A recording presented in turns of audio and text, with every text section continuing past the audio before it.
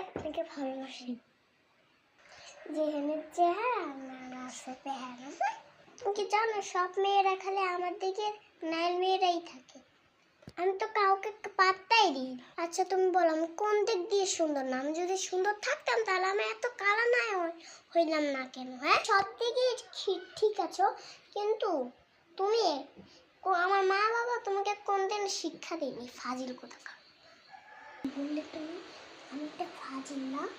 তারা তোকে আমার দেখাচ্ছি, দেখ এখানে 9 লক্ষ টাকা আছে, আমি তোকে পারলেও দিব আর না পারলেও তোকে দিব। তোমার এতগুলো টাকা আমি তো আগে জানতামই না। তুমি যত সুন্দর তেমন তোমার টাকা। তুই কি আমাকে নিতে চাস নাকি আমার টাকা নিতে চাস? আমি তোমাকে নিতে চাই। বললেও কোনদিন লাভ হবে। তুই তোমার এই মুখ দেখলি, এখন তুই তো আরেকটা মুখ দেখবি না।